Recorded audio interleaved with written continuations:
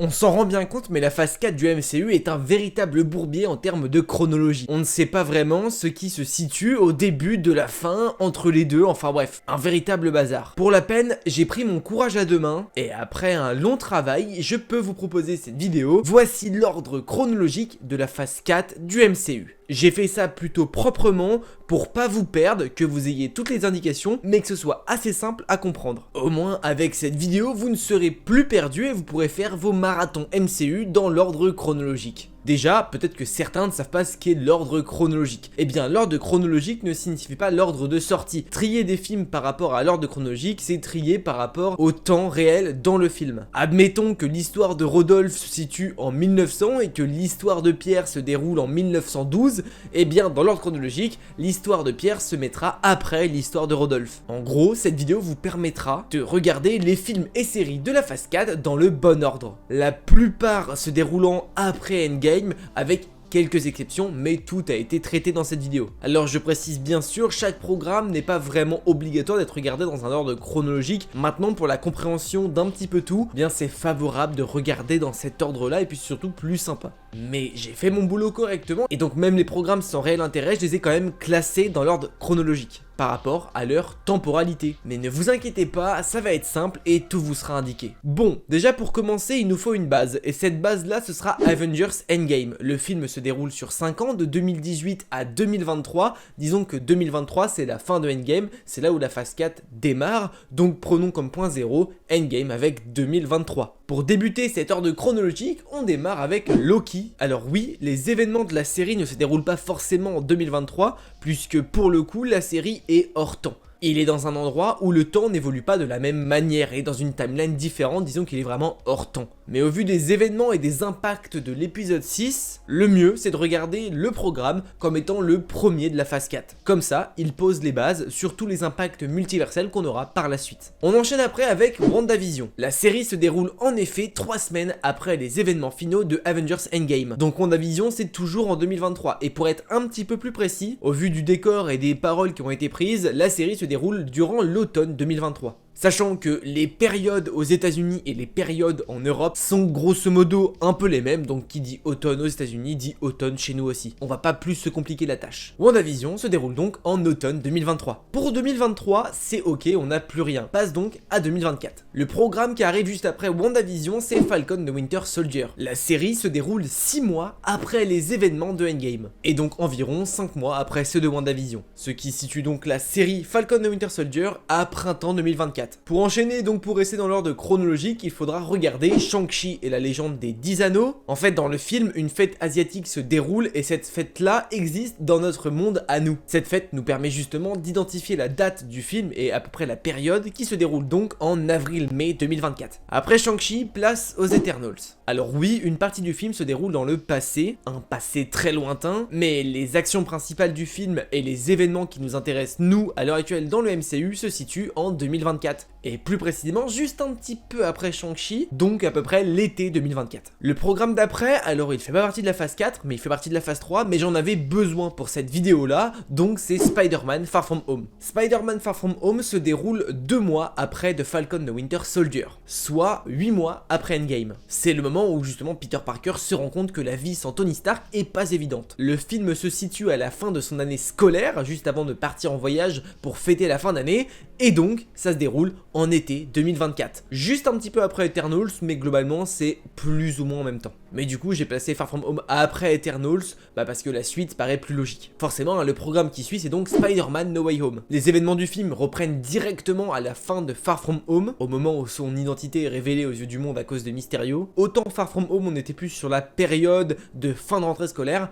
là pour le coup No Way Home on est sur la période de rentrée scolaire, donc c'est-à-dire en septembre 2024. Les actions globalement du film, vu que ça dure sur plusieurs mois, durent durant l'automne 2024. Soit 1 an après le blip de Hulk, avec une petite subtilité puisque la scène post-générique est située pour décembre 2024. Mais en soi, il n'y a pas vraiment d'impact sur celle-ci, donc on va quand même garder le film comme étant dans cet ordre-là. Alors le programme d'après n'est clairement pas obligatoire d'être rangé ici, mais à vrai dire ça reste un programme de la phase 4, même s'il n'est pas nécessaire à la compréhension de tout le reste du MCU, c'est un petit plus et c'est le meilleur endroit pour le regarder puisque c'est What If. Si chronologiquement il n'y a pas d'impact, en revanche avant l'arrivée de Doctor Strange Multiverse of Madness, What If met en place certains personnages comme Captain Carter par exemple. Alors même si les deux personnages ne seront pas les mêmes, en vérité ça permet juste d'avoir des petites infos et des petites indications avant que le programme suivant arrive. Vous l'aurez donc compris, juste après, on retrouvera Doctor Strange in the Multiverse of Madness. Les événements se déroulent un petit peu après No Way Home, mais du coup avant la scène post-générique de No Way Home. Ça c'est un détail donc on s'en fiche un petit peu, et puis la scène post-générique n'a pas d'impact sur le reste, donc en vrai laissons-la de côté. Du coup,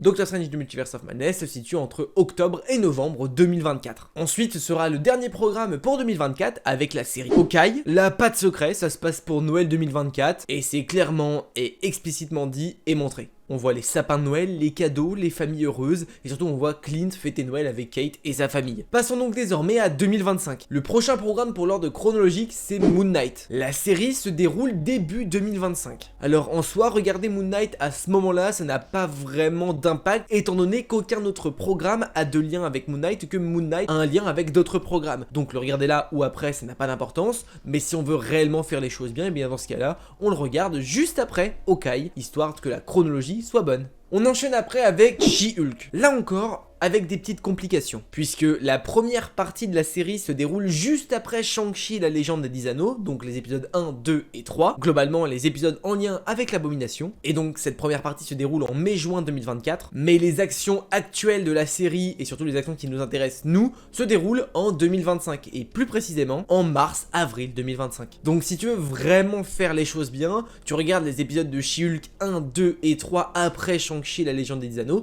et ensuite tu reprends la série pour les regarder juste après Moon Knight. Puis si tu veux pas t'emmerder, tu regardes toute la série après Moon Knight. Globalement on s'en fiche un petit peu de regarder que les 3 premiers épisodes après ça, du moment que ça se passe après, pas important. Poursuivons notre ordre chronologique avec Miss Marvel. La série se déroule juste après She-Hulk en mai 2025. Mais un petit peu comme Moon Knight, la série n'a pas vraiment de lien avec d'autres programmes, en tout cas pour le moment, donc il est important de la regarder à ce moment-là puisqu'on a The Marvels après qui arrivera dans la phase 5 du MCU qui pourrait un petit peu dérégler toute cette chronologie, donc regarde-le à ce moment-là, ce sera parfait. Après Miss Marvel, c'est Thor Love and Thunder. Encore là, un petit couac. La première partie du film, notamment la partie avec les Gardiens de la Galaxie, se déroule juste après Endgame, au moment où il fait sa remise en forme, son aventure avec les Gardiens, disons que c'est un peu après Endgame, fin 2023, et la seconde partie de l'histoire se déroule en 2025 sans vraiment avoir de date précise ou de période précise. Mais partons du principe que la série se déroule après Miss Marvel. Même si les deux n'ont pas de lien, que tu regardes avant ou après, ça n'a pas d'importance. Le film d'après, c'est Black Panther Wakanda Forever.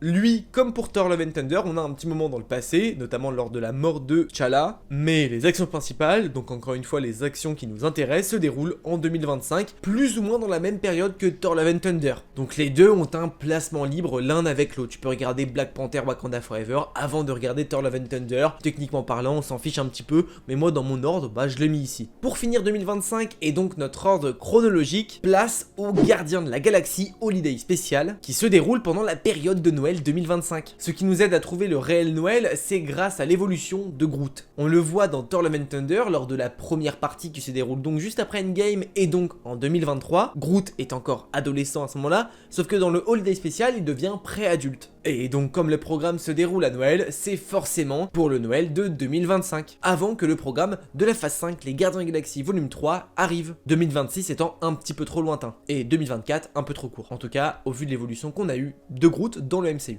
Bon oui, pour les plus attentionnés, en vérité il manque 3 programmes que je n'ai pas classés ici, puisqu'ils sont hors post-endgame, mais on va quand même les classer, histoire que vous puissiez faire un marathon parfait des programmes de la phase 4. Donc si tu souhaites te faire un marathon parfait du MCU, il faudra regarder Black Widow après Civil War et avant Black Panther, le film se déroulant dans la période de 2016-2017, regardez les courts-métrages I Am Groot après les Gardiens de la Galaxie volume 1, pendant les Gardiens de la Galaxie volume 2 et après les Gardiens de la Galaxie volume 2, mais avant la scène post-générique. Puis concernant le petit dernier, c'est le plus compliqué à mettre en place, Werewolf by Night, puisqu'en vérité on n'a aucun indice temporel, déjà dans le programme et même hors, parce que pour certains programmes ce sont les réalisateurs ou les acteurs qui ont donné des infos par rapport à la chronologie. En revanche celui-là on n'a encore rien eu, mais en vérité ce film là peut se classer par rapport à quelques indications en 1980, soit en phase 1, après Captain America First Avengers, avant Captain Marvel, ou même carrément il peut se regarder tout ou rien en 2025 après les autres programmes. Techniquement parlant, pour le moment, on n'a pas d'infos, et vu qu'il n'a pas de lien avec aucun autre programme, regarde-le comme tu veux. Eh bien écoutez, ce fut plutôt éprouvant, mais ce fut tout autant passionnant. Maintenant, vous avez en place cette fameuse chronologie de la phase 4 du MCU, avec un petit peu plus, mais globalement, tous les programmes de la phase 4 sont classés dans un ordre chronologique. Alors pour ne pas louper tout ça, n'hésite pas à enregistrer la vidéo, ou à enregistrer ce petit screen de cette phrase chronologique que je vous ai fait, comme ça, eh ben, vous pourrez faire vos marathons, même sans la vidéo, et ça c'est vraiment cool. Tu peux partager cette vidéo, bien sûr, à tous tes proches qui aiment le MCU, ou même à des amateurs qui souhaiteraient regarder cette phase 4 dans l'ordre chronologique, ou même pour ceux qui découvriront Marvel par la suite. Au moins ils ne pourront rien louper et tout comprendre grâce à cette vidéo. Bien sûr, si la vidéo t'a plu, tu peux mettre le petit pouce bleu qui fait toujours plaisir. En commentaire, dis-moi toi ce que t'as pensé de cet ordre chronologique. Abonne-toi si tu n'es pas encore abonné, active la cloche pour ne louper aucune des prochaines vidéos. On se retrouve très très vite pour une nouvelle vidéo. N'oubliez pas, mais de grands pouvoirs impliquent de grandes responsabilités. Je vous fais des bisous, ciao.